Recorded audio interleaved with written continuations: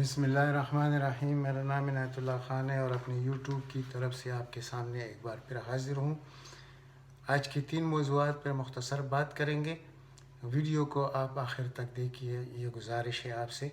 تو پہلے ہم بات کریں گے chief justice Lahore high court کا رشتہ کیا ہے نون لیگ کے ساتھ، اس پر، اور جو تعیناتی ابھی جن ججوں کی گئی ہے لاہور ہائی کورٹ میں، ان کا تعلق کس قبیلے اور کس پارٹی سے ہے، یہ بھی آپ کے ساتھ شیئر کریں گے۔ اس کے بعد ہم بات کریں گے، ریکویسٹ کریں گے chief justice of Pakistan Gulzar Ahmed صاحب سے کہ وہ کیا کر سکتے ہیں اس خطرناک حالت میں کہ سیاسی جج بھرتی کی جا رہے ہیں، تو ان کا کیا کردار بنتا ہے، کیسے روک سکتے ہیں، اس پہ بات کریں گے۔ شہباز شریف کی جو جیل سے رہائی کے بعد امجد پرویز کے گھر میں جو افطاری ہوئی، اس پہ بات کریں گے۔ دوسری طرف ابصار عالم کا جو خود ساختہ حملہ تھا، اس پر بات کریں گے۔ اور یہ اس کے بعد جو ٹویٹ کا ایک لہر شروع ہوا سوشل میڈیا پر ابصار عالم کے جعلی حملے کے بعد، اس پر بات کریں گے۔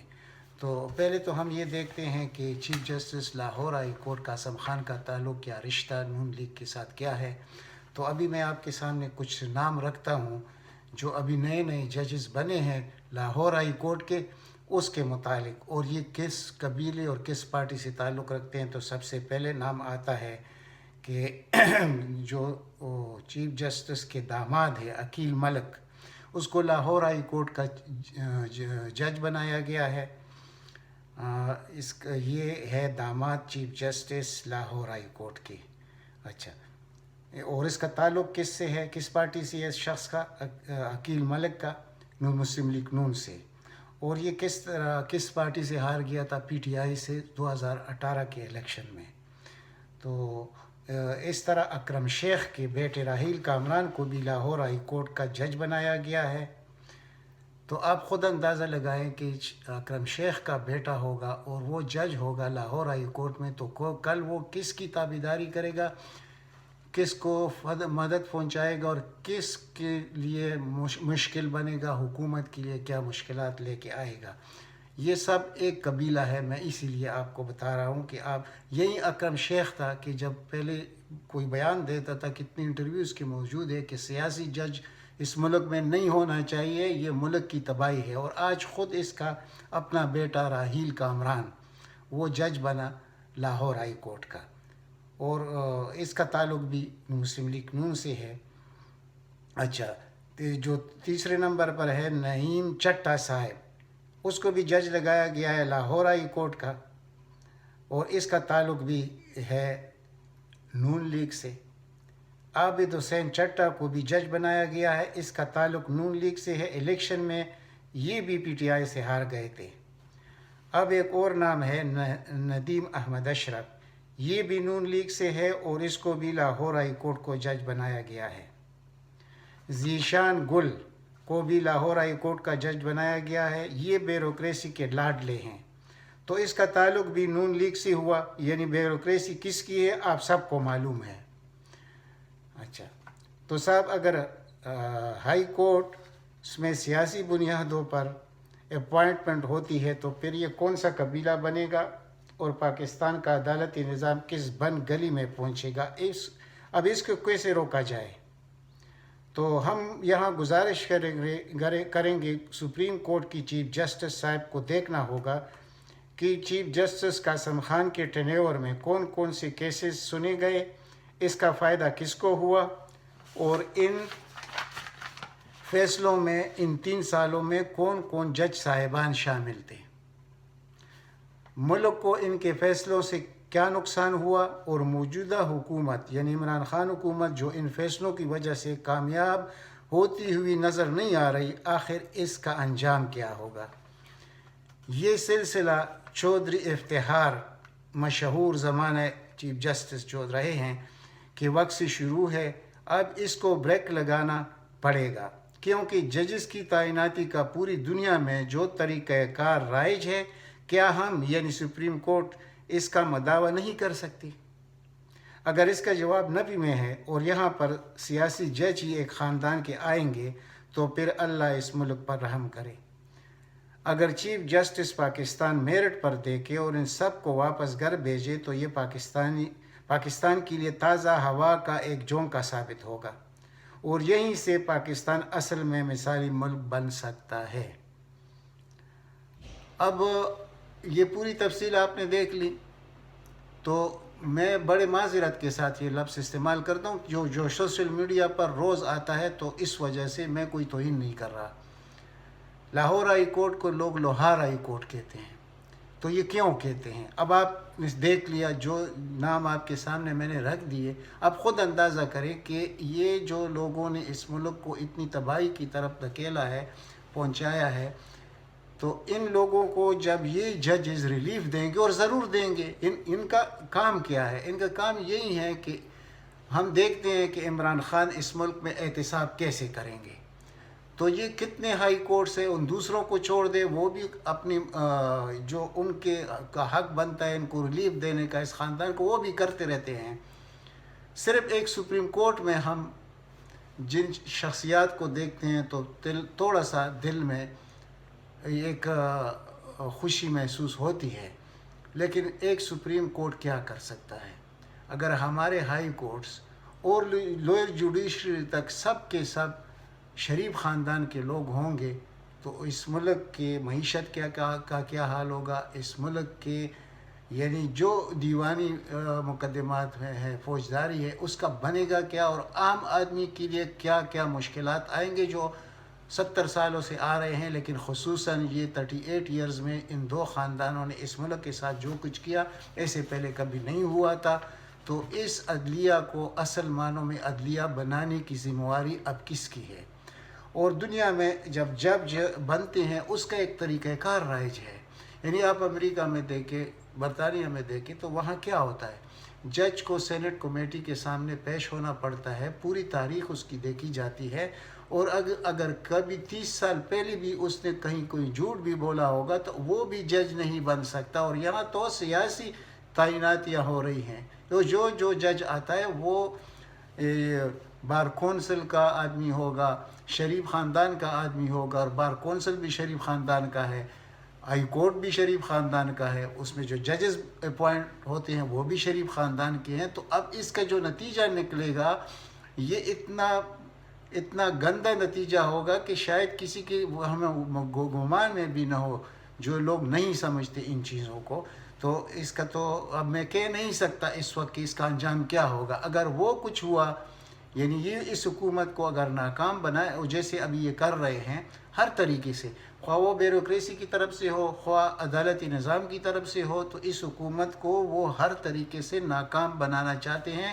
اور میں جب بار بار کہتا ہوں کہ ہمارے پاس عمران خان کے علاوہ اس وقت کوئی آپشن موجود نہیں ہے، تو پھر اگر عمران خان کے علاوہ کوئی آپشن موجود نہیں ہے اور یہ لوگ اس کے پیر کھینچ رہے ہیں، تو پھر اس کا انجام تو وہی ہوگا جو پہلے ہوا ہے 3-4 دفعہ۔ اور اس دفعہ جب ہوگا، خدا نہ کرے ایسا ہو، اگر ہوا شاید وہ ملک کے بہت مفادات میں چلا جائے اور ملک بن جائے صحیح معنوں میں، جس کو ریاست کہا جاتا ہے، وہ ریاست ہی بن جائے انصاف کا۔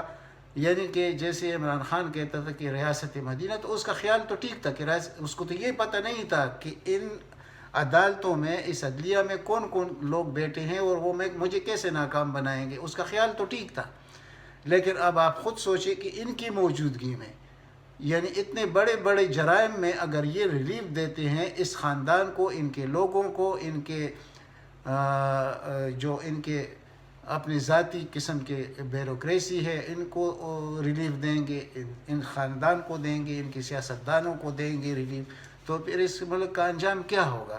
تو یہاں پر اسی لیے میں کہتا ہوں کہ اس وقت یہ نظام تبدیل کرنا پڑے گا، خصوصاً پہلا وار کرنا پڑے گا عدلیہ پر، کہ عدلیہ جب چودھری افتخار کے وقت سے لے کر آج تک یہ ایک سیاسی عدلیہ بن چکی ہے۔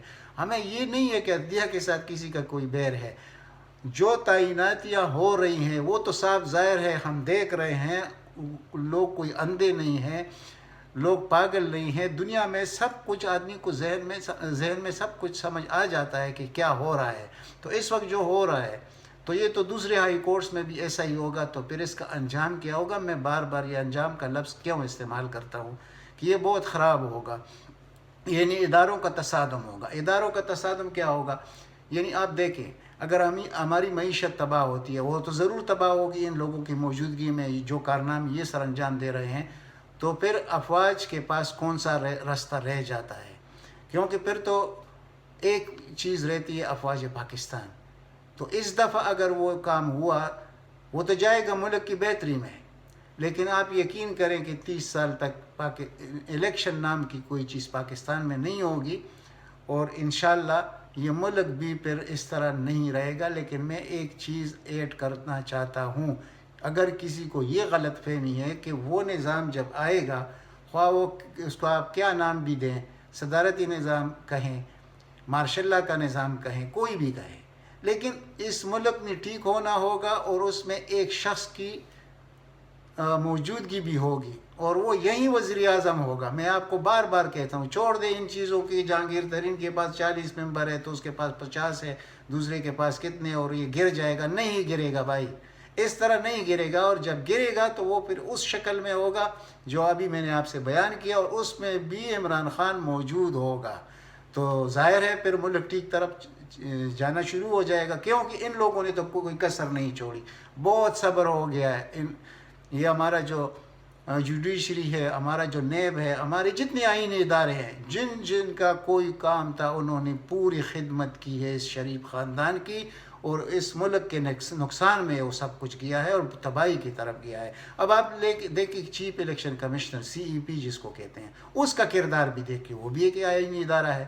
اس کے کردار پر اگر کسی کو شک ہے تو وہ کمنٹس میں لکھ سکتے ہیں وہ کس کا آدمی ہے. اور یہاں بہت بڑی افسوس کی بات ہے کہ وہ تو عمران خان کے وقت میں وہ اپوائنٹ ہوا ہے، اور کس کے کہنے پر؟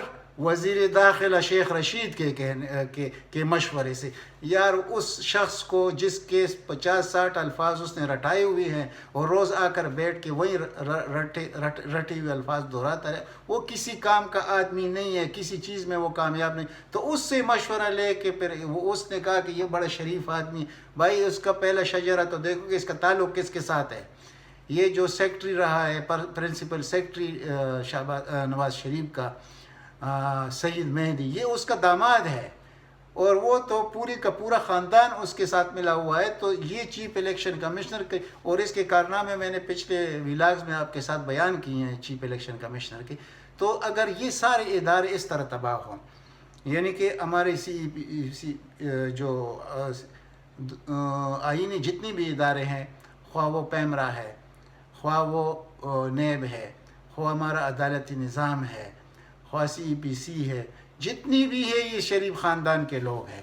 اب ان کی موجودگی میں، اور جو بیوروکریسی ہے خاص کر، ان کی بے موجودگی میں عمران خان کیسے کامیاب ہو سکتا ہے؟ تو یہ کام ہے اب سپریم کورٹ کا اور افواج پاکستان کا کہ وہ ایک جگہ مل بیٹھ کے یہ کوئی طریقہ نکالے کہ اس سے نکلیں گے کیسے. یہ تو بہت بڑا جال ہے. اس جال کے ہوتے ہوئے پاکستان کا کامیاب ہونا ناممکنات میں سے ہے، اور بہت کچھ ہو سکتا ہے اس ملک کے ساتھ. تو اب یہ کام چیف جسٹس آف پاکستان جناب گلزار صاحب کا ہے، جو بہت کریڈیبل، اور جسٹس عمر عطا بندیال صاحب، اس کے ساتھ جسٹس منیب صاحب، یہ چند لوگ 8-9 لوگوں پر یہ ذمہ اس وقت بنتی ہے کہ ایک بینچ بنے، اور یہ پورا جو ان کا 2.5-3 سال میں ان لوگوں نے جن کو ریلیف دیا ہے وہ کیسے دیا ہے، کیوں دیا ہے، اور وہ ملک کے نقصان میں گیا ہے یا فائدے میں گیا ہے، اس کو ریویو کرنا پڑے گا. اس کے علاوہ کوئی طریقہ نہیں ہے. ورنہ ایسی چیف جسٹسز آئیں گے جیسے لاہور ہائی کورٹ میں ہے، اسی طرح پھر اسلام آباد ہائی کورٹ، وہ اس وقت چھوڑ دے اس مسئلے کو، لیکن مسئلہ تو ادھر بھی بڑا ہے. اسی طرح پھر سندھ کا جو حال ہے وہ بھی آپ کو معلوم ہے، وہاں کا جو ہائی کورٹ ہے. تو یہ سب کچھ پھر یہی لوگ جا کے سینیارٹی بیس پر لگ جاتے ہیں سپریم کورٹ میں. اور اگر سپریم کورٹ میں اس کا ایک، یعنی یہ 17 ممبر بینچ جو 17 ججز جو ہوتے ہیں سپریم کورٹ میں، تو اس میں سے اکثریت ان لوگوں کی آ جائے گی، تو پھر ہمارا مستقبل اس ملک کا کیا ہوگا. تو اس لیے یہ میں دوبارہ کہتا ہوں کہ یہ کام حالانکہ یہ کوئی کہتا نہیں ہے، لیکن میں آج کہتا ہوں کہ یہ افواج پاکستان اور سپریم کورٹ کا کام ہے کہ اس گن کو کیسے صاف کیا جائے، ہماری عدلیہ کا احترام کیسے بحال کیا جائے.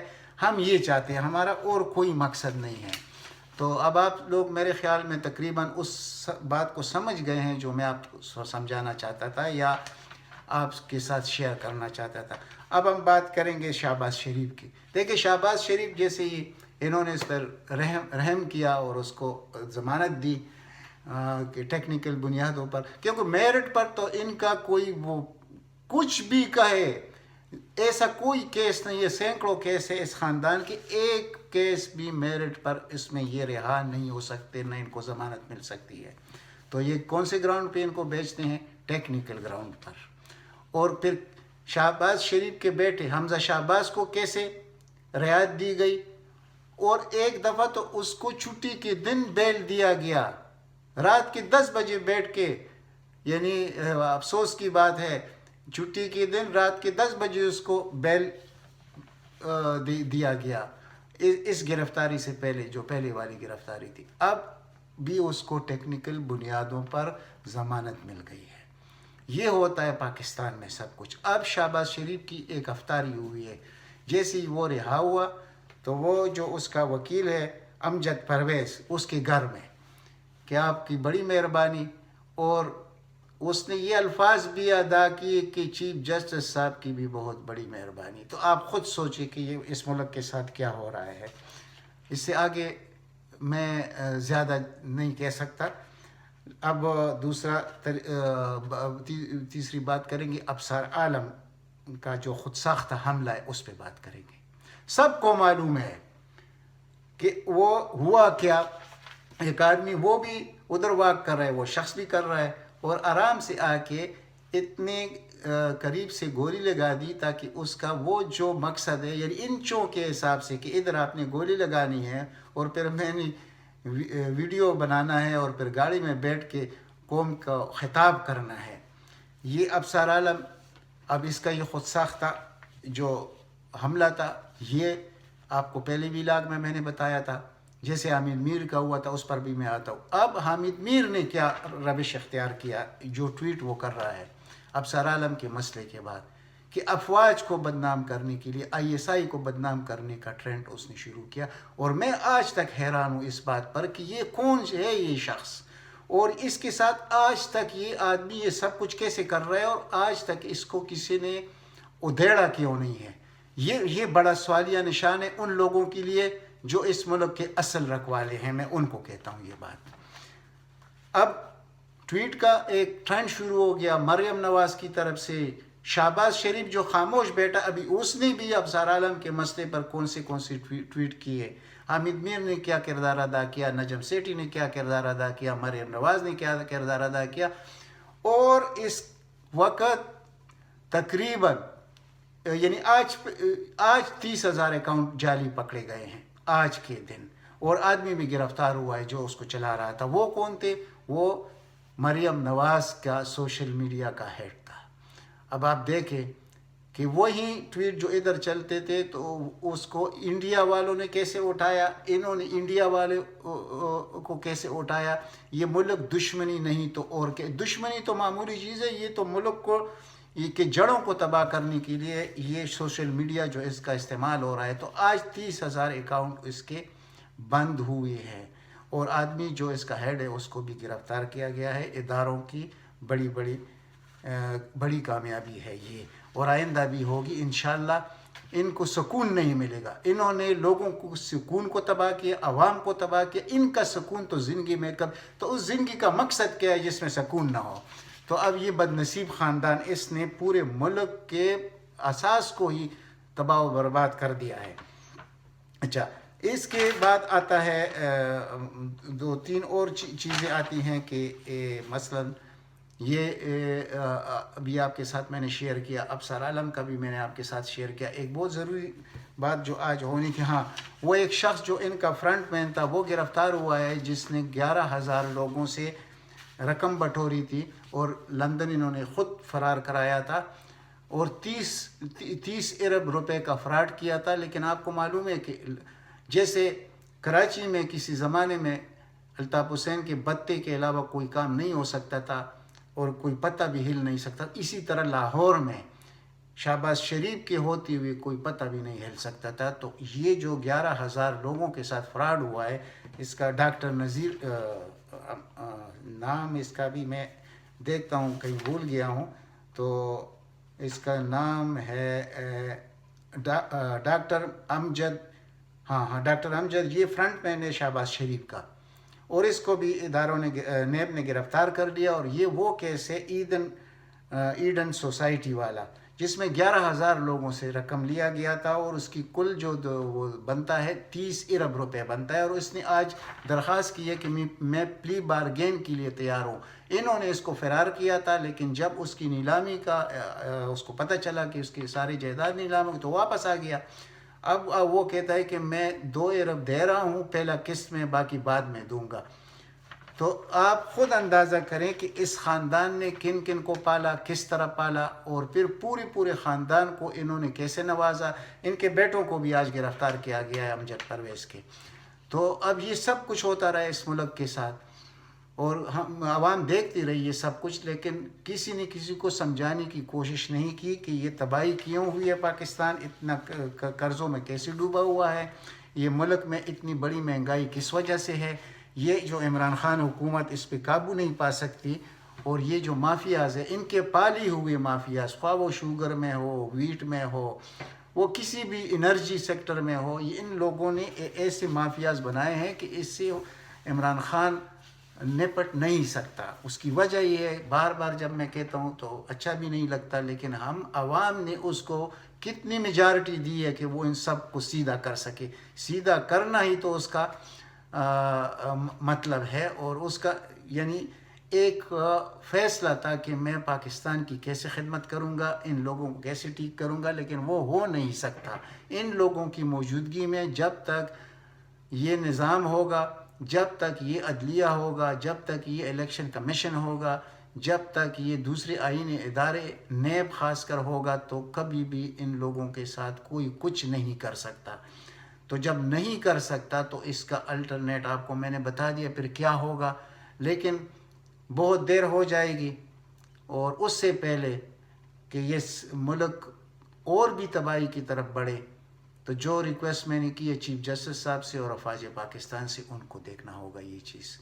اور یہ ملک انشاءاللہ رہے گا، لیکن آخر یہ غریب عوام جو لقمے کو ترستے ہیں، یہ اسی طرح کتنے سال اور ہوگا یہ مسئلہ. تو کیا اگر موجودہ وزیر اعظم گھر جاتا ہے، خدا نہ کرے، تو کیا یہ لوگ آئیں گے؟ یہ کبھی نہیں ہو سکتا. اور جب یہ نہیں ہو سکتا تو پھر آپ سمجھ جائیں کہ کیا ہوگا. لیکن پھر دنیا کے ساتھ لیکن دنیا ہمارا کیا کر سکتی ہے؟ ہمیں تو دنیا میں نے بھی تباہ کیا. وہ مالیاتی ادارے ہیں دنیا کے، وہ کچھ بھی ہے، سب نے ان کے ساتھ مل کر اس ملک کو تباہ کیا ہے. تو یہ اگر صرف ہم اندری سرجری ہماری یہ 2 ادارے کرے، یعنی کسی کی پرواہ نہ کرے دنیا کی، اور یہ 2 ادارے ہی سرجری کرے صحیح معنوں میں، تو آپ پاکستان کو دیکھیے گا 2 سال میں یہ کتنا اوپر جائے گا. اور پھر ان کی مثالیں دی جائے گی. یعنی تھوڑی سی بات میں کر دیتا ہوں جنرل پرویز مشرف کی، کہ پہلے 2 سال آپ یاد کریں کہ یہ جب وہ آیا تو اس ملک میں کیا ترقی ہوئی، عام آدمی کس طرح خوشحال ہوا، کتنی خدمت اس ملک کی ہوئی. لیکن جب وہ سیاست کی طرف گیا اور اس نے NRO دینا شروع کر دیا تو اس ملک کا کیا انجام ہوا. تو اس کی تو کوئی مطلب اگر غلطی تھی تو یہی تھی کہ ان لوگوں کو اس نے بچایا، NRO دیا، مجبوراً دیا، جو کچھ بھی ہوا. لیکن آپ صرف پہلے 2 سال اس کے دیکھ لیں کہ یہ ملک کہاں سے کہاں پہنچا تھا. تو اب بھی انشاءاللہ ایسا ہی ہوگا، لیکن یہ آخری بار ہوگا. اور آخری بار یہ بالکل ایسے ہوگا کہ اس کی مثالی انشاءاللہ دنیا دیں گے کہ کسی ملک کو ٹھیک کرنے کے لیے کیا کچھ کرنا پڑتا ہے اور پھر کیسے ٹھیک ہوتا ہے. انشاءاللہ یہ ٹھیک ہوگا. میں آپ کو بار بار کہتا ہوں، افسوس ہے کہ موجودہ وزیر اعظم اس وقت جو یعنی کچھ کر نہیں سکتا، تو اس کی اصل وجوہات آپ کو میں دکھانا چاہتا ہوں کہ آپ گراؤنڈ پر ریالٹی دیکھیں کہ اس وقت بھی گراؤنڈ پر ان لوگوں کی حکومت ہے. وہ عدلیہ کی شکل میں ہے، وہ نیب کی شکل میں ہے، وہ کس آئینی ادارے کو دے کہ ان کی شکل میں ان کی حکومت موجود ہے. اور ہم کہتے ہیں کہ عمران خان اس ملک کو سیدھا نہیں کر سکا، عوام کو کوئی ریلیف نہیں دے سکا، تو ہم خود پاگل ہیں اگر ہم یہ سوچتے ہیں کہ ان کی موجودگی میں یہ سب کچھ ہوگا. بغیر بڑے آپریشن کے مین سرجری کرنی پڑے گی، اور اس کا اور کوئی حل ہے کسی کے پاس تو بتائیں، کمنٹ میں مجھے بتا دیں. ہمیں تو کوئی حل نظر نہیں آ رہا ہے اس کے علاوہ. جو خاص کر آج جو تعیناتیاں ہوئی ہیں لاہور ہائی کورٹ میں یا کل ہوئی ہیں، تو یہ بہت افسوس کی بات ہے. آگے چل کر اس کا کیا نتیجہ نکلے گا آپ کو بھی پتہ چل جائے گا، ہمیں بھی پتہ چل جائے گا. جانے سے پہلے گزارش ہے کہ اس چینل کو زیادہ سے زیادہ سبسکرائب کرے، شیئر کرے اور عام آدمی تک میری آواز پہنچائے. اللہ تعالیٰ آپ سب کو اپنے حفظ و امان میں رکھے. والسلام.